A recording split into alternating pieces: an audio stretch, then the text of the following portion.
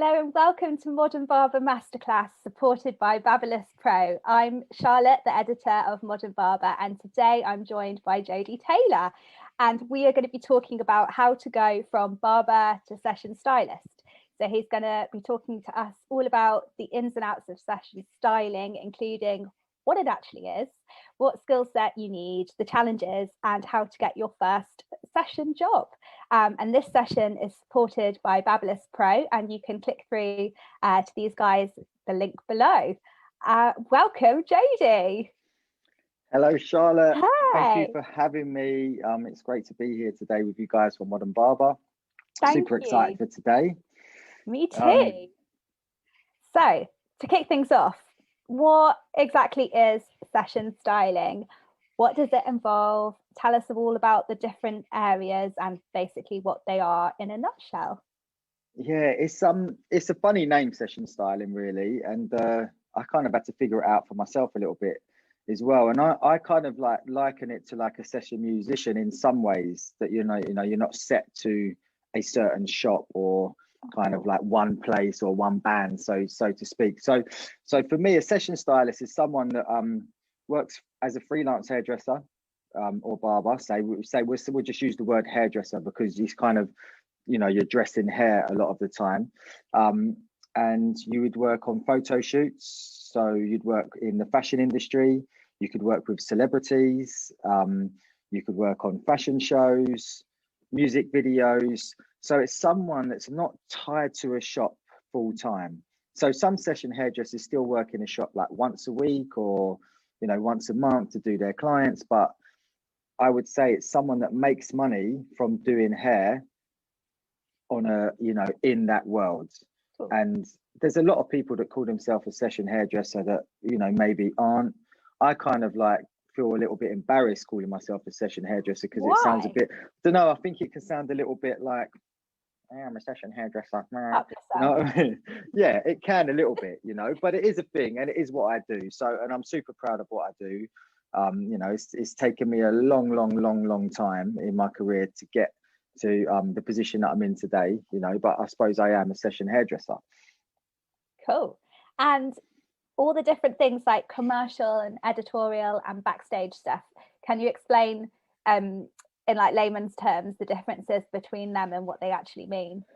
Yeah, so an editorial is generally for a magazine. It's a publication, so it's going to be printed in print or online, and it's really a sort of a kind of like a piece about fashion, really. So it can have a kind of story base to it, but it's about showing clothes, like a theme, and it's where you can be really creative in a way. So there's not such strict guidelines. Depends how involved you are with the creative process with the magazine and the photographer. So it would be a team of people, and you're really doing an editorial to kind of showcase your work, I'd say. It's something that you in your portfolio, you'd have probably more editorial work than you would do commercial work, because it's where you get to show your skill set in a way that you would like to, really. So I mean, I do editorial.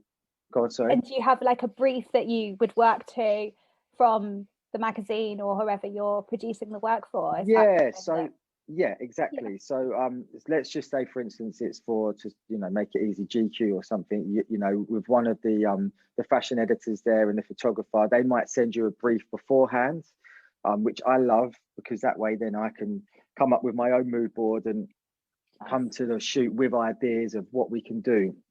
With different looks for the hair, and you'd work together with the photographer and the stylist, like hand in hand, to create that piece, and hopefully it's going to be published. So that's an editorial. The commercial is generally working for a brand, and it would be that you're creating looks for the hair. Say it could be any sort of high street brand or high-end, higher fashion brand, but it's for advertising or for lookbooks or for e-commerce. So that's kind of how you would describe commercial work, I would say. Yeah. Cool.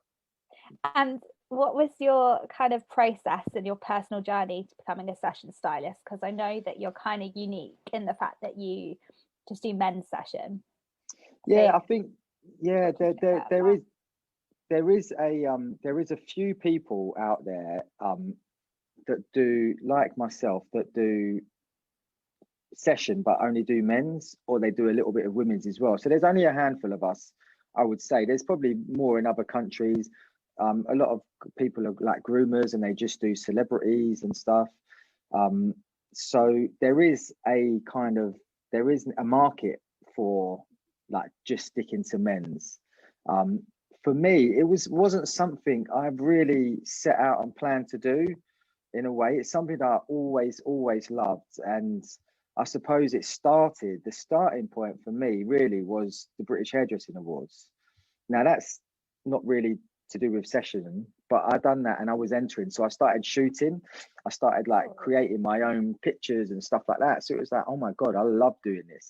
This is like so much fun. And, you know, to kind of document your own work every year and see like your progression, I think is a very, very good way to have like goals to improve. And I know so many of my hairdressing friends are, you know, fascinated, and it's what every year the British Hairdressing Awards is exactly what they want to do, because it's a chance to do that shoot. So I'd done that for like maybe 4 or 5 years, and that was what I loved doing. And lucky one year I was lucky to win it, you know, 10 years ago now, believe it or not. Wow, time flies. Yeah, I know, time flies. So from then I started like doing some shoots outside of it for a magazine called Shortlist, which was like, they had stylists in Shortlist, which were, you know, they used to give out on the tube. So I started to get some editorial jobs, and it was just really like lucky that happened. And I loved doing that, you know, I really, really, really, really enjoyed it. But it was like completely different to doing like a British Hairdressing Awards shoot, you know. It's such a different vibe, because the hair is not the star of the show. It's just, you know, a guest that goes and is part of it and has to kind of analogy. Yeah, it has to fit along with everything else. And it's kind of, so you're used to doing this big, powerful, crazy hair that's like is got everything in the kitchen sink thrown in on one head of hair, you know, and then all of a sudden you've got to dress it down and be a lot more low key and a lot more kind of like fitting in and a lot more believable. I suppose believable is the right word to say. So I started doing that, and then I sort of come to a point at my career of Tony and Guy where I was like, you know, I need to move on. I wanted to open up my own shop. And my plan was, this is like 7 years ago, my plan was to open up a barber shop or a grooming space and an academy and that kind of stuff. And I left and I went to America to research, and I've done like 4 months in America, traveling around, writing a blog, going to barbershops, and just really like kind of seeing what was out there, because I know their customer service and their style was a lot different to ours. And I was like, so I'd done that. And then I come back and I didn't have a job, and I'd been working full time since I was like 16. And now I didn't have a job, and like was like, oh, what like, you know, I want to do this shop. But so I started working at ASOS a little bit here and there, like doing their e-com. And at the same time, I just started shooting. I was free. Like I needed to make money. I had to move out of my flat because I couldn't afford the rent. I mean, I lived with my partner's parents for 6 months, which was lucky. So I basically just started shooting a lot with people, like doing test shoots. And I met a lot of young people that were in the same position as me, where they were trying to get into the world of like session editorial photographers and stuff. And I just started to work with different teams, and we started to do stuff. So in over a year or 2 years period, I built up a portfolio. And I just kind of really, and then I just was like, you know what, I enjoy this so much. I think this is what I want to do, as opposed to having a shop. I didn't want to be tied to it. And I never say I'd never have a shop still now, but having that freedom and being on set all the time was what really enticed me. Like I was really excited by that. So, and it's just continued, you know. Now I'm like 6 or I think 6. This is my coming up to my 7th year of being freelance. So there's my journey. I love that it's kind of like a happy accident, and you kind of found yourself, to use hippie speak, like by falling into it and being like, oh gosh, you know what, actually this is what makes me tick creatively. Do you know what, fulfills me. I spent a long time doing things that I didn't really enjoy with work. And just did you do them because you thought you had to do that to get to a Because certain that's what point? I had to do. Yeah, that was that I had to do it, and that was the road you should take. And it's easy to look at other people and their successes and want to emulate them, but it's about finding the thing that makes you tick and makes you happy, and that can be in anything, you know. So for a lot of people that wouldn't be session, you know, but I think for a lot of people it might be, you know. And for me, I feel very grateful. And I think one of the things that I love about the job is that the fact that like I always have to progress. Like I cannot sit on my laurels, and I cannot sit still. I cannot like not try to improve year by year, you know. And that's something to me that it excites me all the time, because I look at some of the youngsters coming through today and I think, oh my God, they are so good. Like they're so good, and they're like 20 years younger than me. And hot on your tails. yeah, exactly. Like some of the barbers out there are just phenomenal, you know. They learn so quickly, so young. And it's the great thing now, I suppose, with like platforms like yourself, is there's so much education available, you know, to people. So it is a good place to be. Cool. And did you do any kind of training for session work? Are there any courses that you'd recommend, or do you think it's a case of hands-on experience beats No, everything? like I think you definitely need to, like, if like let's say I worked for a hairdressing company, so I was working on shows at Tony and Guy with the women's side, and I was heading men's shows without really any experience in heading shows. So I would suggest, if I was a barber now, like, and my sole thing is I've learnt barbering, or let's just say you're a hairdresser as well. But I would go and assist someone. I would contact, look for some session hairdressers that you like, contact their agencies, and then try and assist them on their shows.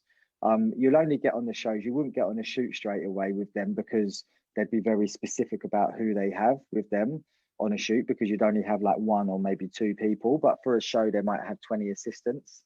And there is a place for people to be on teams, but you know, no one's going to ask you to be on a team. No one's going to just pick you from Instagram and say, oh, come and work for me. You know, that's not necessarily the case.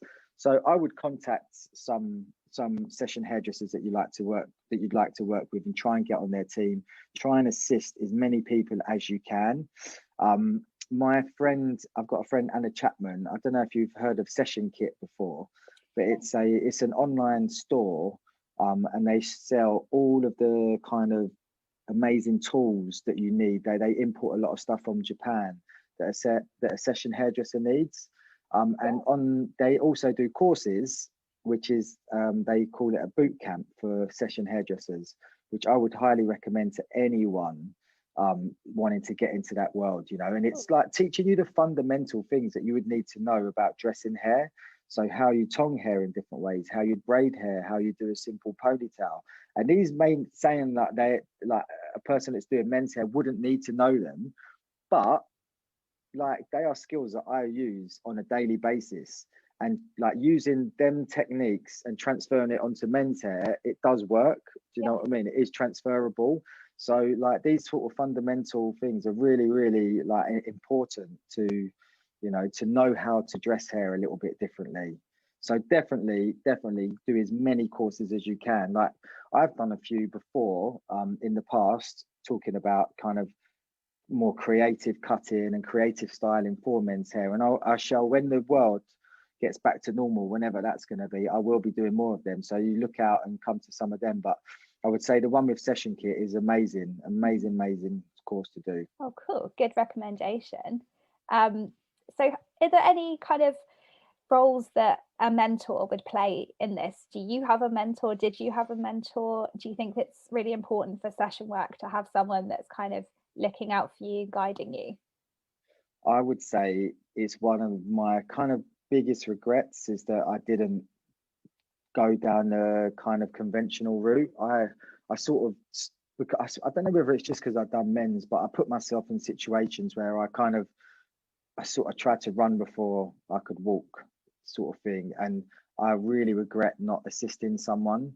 I think if you can have, like, I haven't got a mentor. Like I've got different people that I go to for advice in different areas, you know, whether they're kind of barbers or like in session or groomers. So I have people that I can turn to and ask questions, but I've not got that kind of person that like guided me.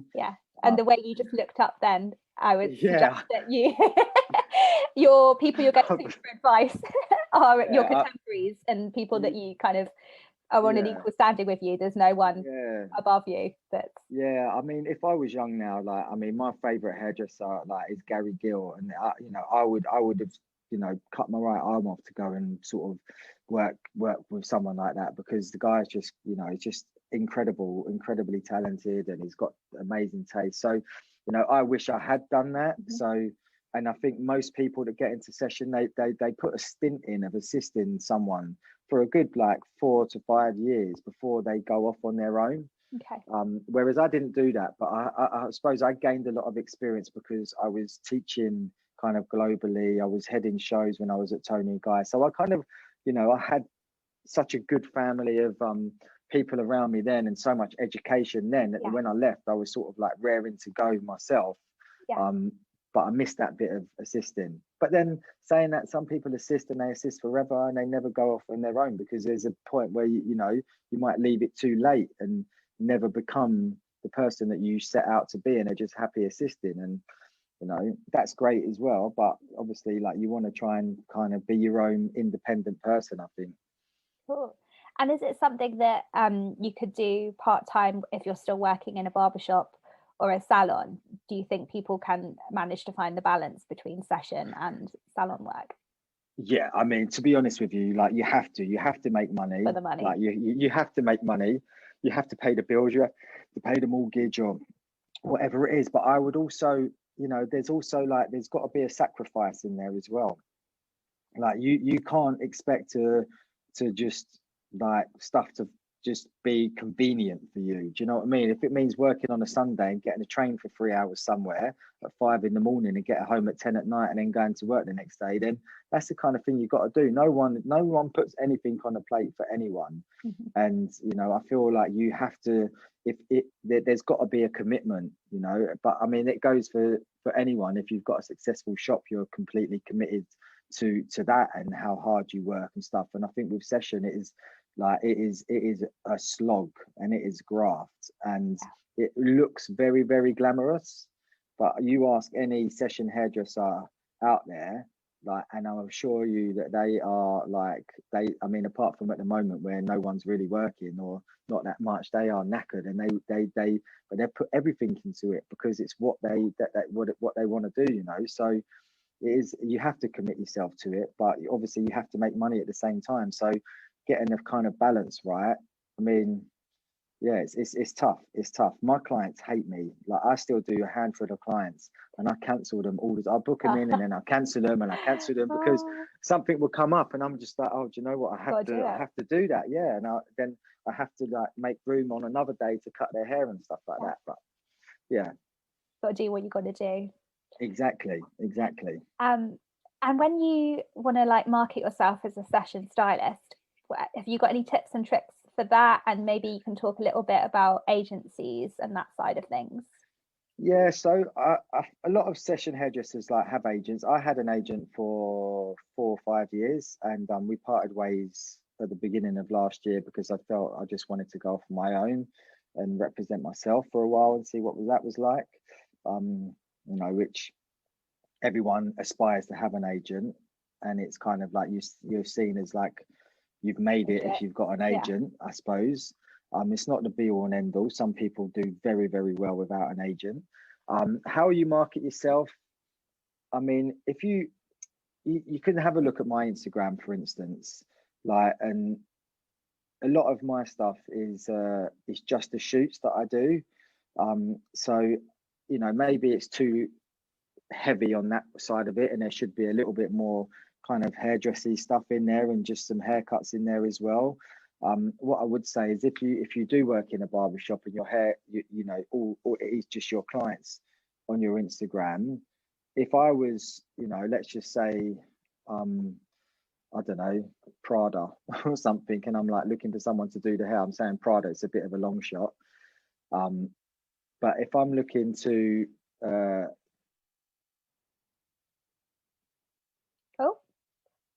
lost you there, Jody. Can you still hear me? Don't know. Right. I think we were talking about marketing yourself as a session stylist. And the last thing I heard was if you're working in a barbershop and all you've got is pictures of your clients and barbershop hair. Yeah, I think you kind of need to start like change that a little bit if this is the world that you want to get in, or have a separate Instagram account. Like maybe have a balance. Like some of my friends that are getting into it now, say my friend Tarek Howes and Charlie Gray, they're getting into more session, and they've got a really nice balance of their education stuff, haircuts, and sessions. So I think, you know, people are going to go to your Instagram before they go to your website. If you have a website, it's the natural thing because it's the easiest thing that we do.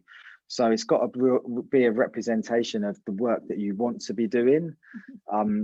You know, so I think sometimes I overthink it with mine, and I get too like, oh, it's just got to be all editorial stuff, and I can't post like, you know, a picture of my dog or whatever. Do you know what I mean? It's got but you really, you want to put out the work that you want to be doing, don't you? So for instance, like I'm not trying to attract people into my seat into the shop. I'm trying to attract like brands that want to work for me, or stylists or photographers. So that is how I use my Instagram, is for that really.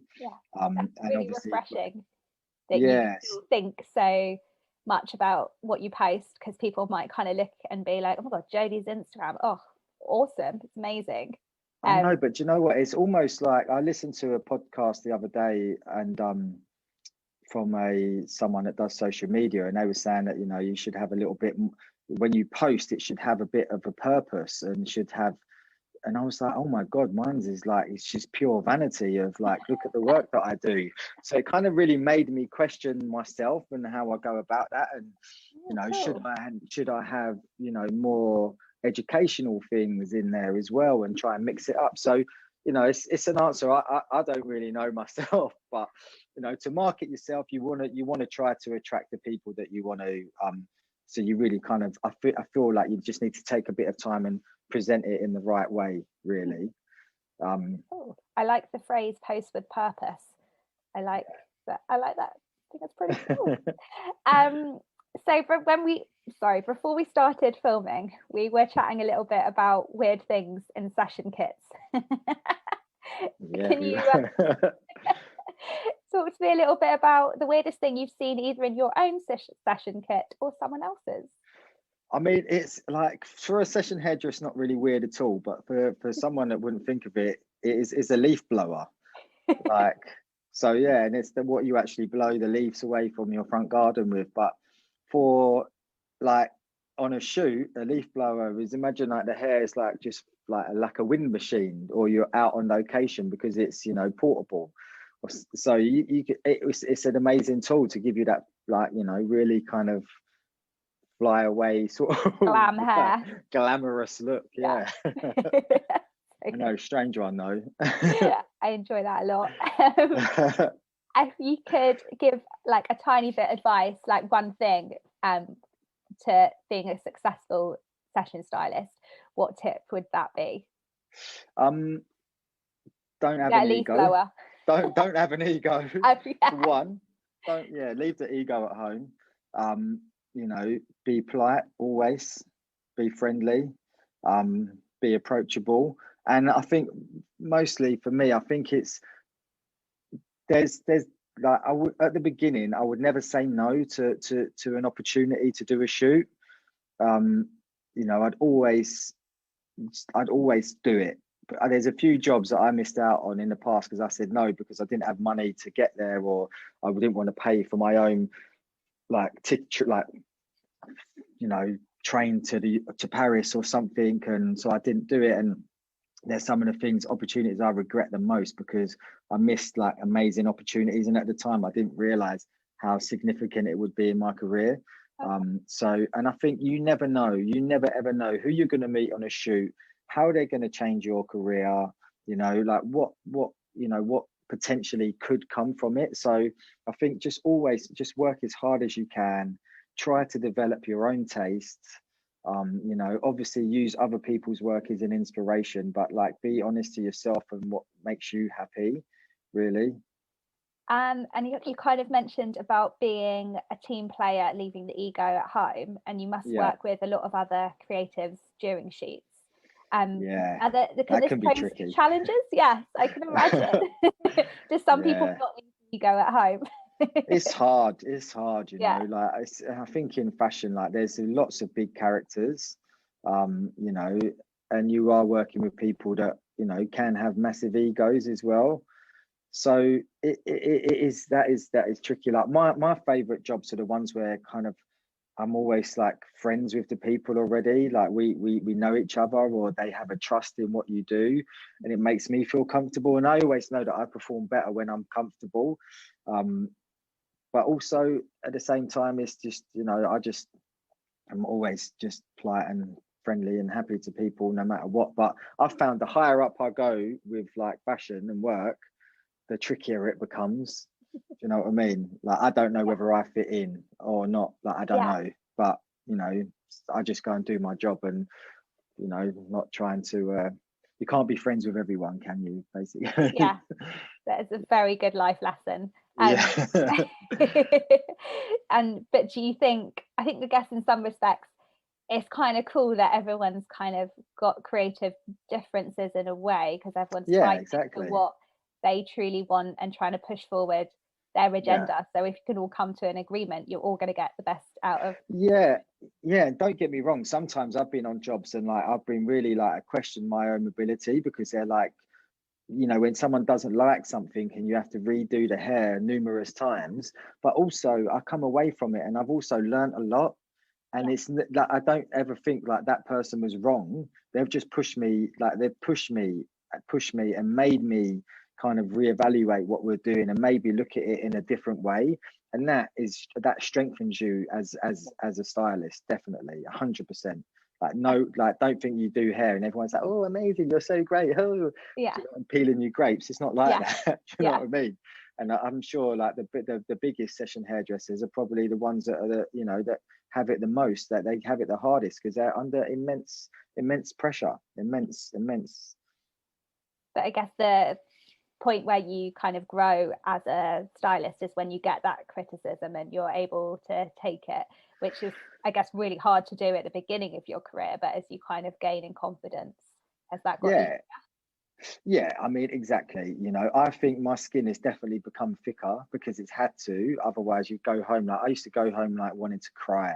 But then I was like that when I was training to do hairdressing and barbering. I was like, you know, couldn't do a round layer for like 3 years because I found it so hard. So I'd be on the tube like devastated on my way home, Oh, you know. So I think it's always something that you have. Do you know what I mean? It's like so yeah, but I think now for me it's just I look at it as if it's not about my ability, it's about like I'm doing that something for someone else.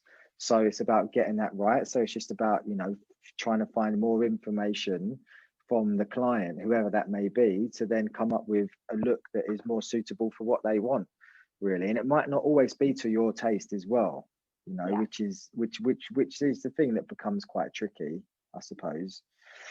Um, And but I think I just, you know, if I for the people that want to get into session, what is the best way to do it is I suppose the point of this conversation, isn't it, really? And I think if I was you, what I would do is I would start shooting as much as you can with people. And you know, you don't have to be a photographer. Like you need to find people that are, you know, at the same stage. So like go to fashion colleges, local colleges, find people or find them on Instagram that are into photography, build up your own little team so you can do these test shoots, you know, but also research, look on social media, look on like find some agencies, like go to streeters.com, who they represent some of the best session hairdressers like in the world, you know. So let's say Anthony Turner, Duffy, Gary Gill, Eugene Solomon, people like this, like if you can look at their work, you cannot but not be inspired. Like it's incredible, you know. So have a look, broaden your mind, like research, watch films, listen to music, like try and educate yourself in the history of hair, things like that. Just spend time studying and you know, developing your taste, because it is all about taste. It's not necessarily about technique and how good you are technically wise, you know, because session hair is not about perfect. It's not like a skin fade, which is perfect. You take a picture, if there's one little mark in it, it's wrong. It's not that, you know. It's about kind of like, a lot of it is about anti-perfect. A lot, you know, it is to kind of tell a story and stuff. So it's about dressing hair, cutting hair. Yeah, it's so many things mixed in together, but ultimately it comes down to your own taste, and that is something that everyone needs to develop themselves, you know, to make their mark. And then, you know, learn how to do wigs, learn how to set hair, all of that kind of stuff. Like, and now is a really good time to do it as well, because everyone's got a little bit of time as well. But I think researching as much as you can is the best way to do it, and contact people. Like, don't be scared to ask to assist someone, you know. That is the thing, you know. Go and work with your favorite barber, go and work with your favorite hairdresser, go and watch them, like hold pins for them, like do that kind of thing. Like, just be active. But if you really want it, you'll do it, you know. I think for me, there's people that I can see making the transition at the moment. Like, I'd say Leah Hayden Cassidy, I can see she's starting to do session work. Tarek is starting to do session work. Charlie Gray, Charlie Cullen, like, but they're all people that have already kind of been successful in education or barbering, and now they want to transition into this thing, because I feel like it can be like a natural progression. You know, but at the same time, it's not for everyone. Like, it's not session hairdressing. That doesn't mean that is what people should be doing. Yeah. Is it quite Marmite? Do you find people either love it or hate it? I think so. Yeah. I think some people don't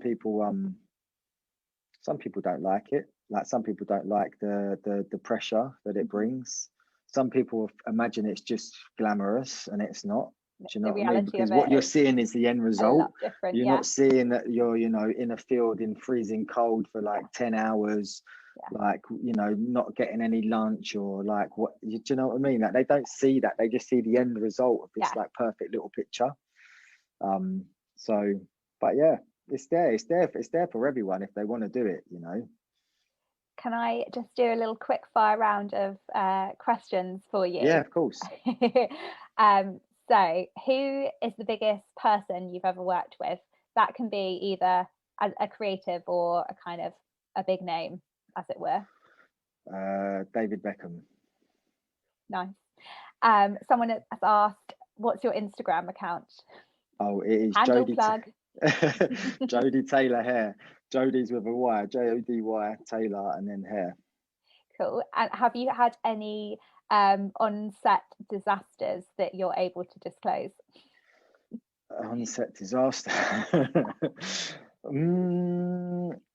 oh, do you know what? That is. Yeah, I love that. You on the spot. I know, that's really tough. Like, you're like, no, every shoot. Does it have to be about hair, or could it be something else? Oh no, something else, please. No, I'm joking. On-set disasters. Jesus, I don't know. I need to think about that. That's a hard one. We could come back to it. I also want to know a little bit about what's been the situation with session and lockdown and the pandemic, and how has the industry responded with PPE and safety measures and all that jazz? I mean, it's now obviously super strict. Like, people are still shooting. I've done a shoot like last week, like, because production can still happen because of TV and film and stuff. So there's kind of like a little loophole for shooting. Sorry, a lot of people aren't at the moment. Mm-hmm. The first shoot I'd done back last year in June or July, I had a full hazmat on, and it was like 30 degrees, and we were shooting outside, and I was the only one that had to wear it because I was in such close proximity to the models. It's toned down now, and it's visors, it's masks, but you have to, like, you know, sign forms about, you know, like COVID and everything before you do the shoot and stuff. And so it is like, you are very safe shooting, and it is a safe place. And obviously, like, models have to agree. A lot of shoots, they're making the models do their own hair and makeup. Mm-hmm. So you kind of just have to guide them and what to do. done some of my best work there as well. You like, here's you the don't gel, need me. slap it on. Here's the comb. You like, love the undone finish. Buy yourself a leaf blower, do it yourself. Yeah, there you go. That session in a nutshell. Buy your own leaf blower. Yeah, exactly. No, it's very strict. It's very strict with stuff, you know. But I mean, I'm super quiet at the minute, you know. So I'm kind of just preparing myself for the year ahead. But yeah, there's like hand sanitizers everywhere, masks everywhere, like everyone is socially distanced and stuff. But it's hard if two models are meant to be shooting together and like they have to stand so far apart. Yeah, it's a bit weird. Oh man. I am going to ask you again about any disasters. I'm still not thought of one. I like that. There's no disasters that stand out. That's very no. Do you know what? There probably is, but I just can't think of anything. Cool. I mean, we've got another reader question come through about what was the session company that Jody mentioned? That might Session have been the agent. Session Kit. Yeah, Session Kit. It's an online shop, and they do education as well. But it's run by a girl called Anna Chapman, who is an amazing session hairdresser, and she kind of saw a gap in the market for amazing tools that you can't get. So when these session hairdressers were going to Paris and Japan and stuff, there was like certain clips and combs that you couldn't get here. So she just was like, ended up kind of dealing them like black marketly to other hairdressers, and then sort of basically it's only I only know that because I listened to her podcast the other day, and but yeah, this the shop's great, and the course I would recommend it to anyone if they want to kind of get into that world. Cool. Well, that takes us to about the end of our session, I'd say. You're like it's been the highlight of my month. Hey, it's been a kind of shit month. Put on a nice jumper today. You're like, it's clean. Yeah, exactly. I hoovered, not that you can see the carpet. Thanks for hoovering. Thanks for putting on the best jumper for us. Much appreciated. It's been absolutely my pleasure, and thank you. If anyone was listening, obviously I don't know who's watching or listening or anything, but it's much appreciated. Everyone, thank you for your time. Yeah. So thank you a lot. And thanks also to BaByliss Pro, who supported us with this session today as well. And thank you again, Jody. I'm sorry for losing you in the beginning. No, it's fine. I just want to say also, if there's bits that I haven't covered today or we haven't covered, and anyone's got any more questions, just ping me one in my on my Instagram or something, and if I can answer it, I will. I'll try and think of that disaster as well that's happened. We'll do a volume 2. An appendix to this session. Greatest hair disasters ever. Lovely to see you, Jody. Thank you for your time. Bye. Thank you so much. See you later. Bye bye.